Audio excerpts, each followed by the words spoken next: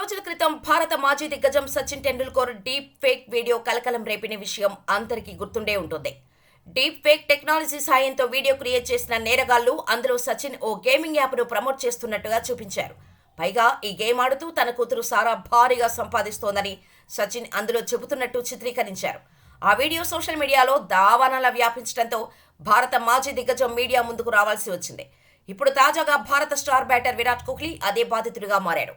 ఓ gaming యాప్ను Virat Kohli promote చేస్తున్నట్టు social మీడియాలో ఒక వీడియో వైరల్ అవుతోంది. ఆ వీడియోలో కోహ్లీ సంబంధిత గేమ్ యాప్స్ లో వేలల్లో పెట్టుబడితో లక్షల్లో సంపాదించవచ్చని ప్రమోట్ చేస్తున్నట్టు చూపించారు. వాస్తవానికి కోహ్లీ ఎలాంటి ఆన్లైన్ గేమ్ను ప్రమోట్ చేయలేదు. ఇవన్నీ నకిలీవే. టెక్నాలజీ సాయంతో కొందరు నేరగాళ్లు ఇలాంటి పనులకు పాల్పడుతున్నారు. ఏదేమైనా విరాట్ డీప్ ఫేక్ వీడియో ప్రస్తుతం సోషల్ మీడియాలో దావానంలా వ్యాపిస్తోంది. ఇక కోహ్లీ క్రికెట్ కెరీర్ విషయానికి వస్తే వ్యక్తిగత కారణాల వల్ల అతడు ఇంగ్లాండ్తో జరుగుతున్న టెస్టు సిరీస్ నుంచి తప్పుకున్నాడు. సిరీస్ ప్రారంభానికి ముందు కేవలం మొదటి 2 టెస్టులు దూరంగా ఉన్న కోహ్లీ ఆ తర్వాత సిరీస్ నుంచే వైదొలిగాడు. ప్రస్తుతం అతడు అనుష్క శర్మతో కలిసి లండన్ లో ఉన్నట్టు వార్తలు వస్తున్నాయి.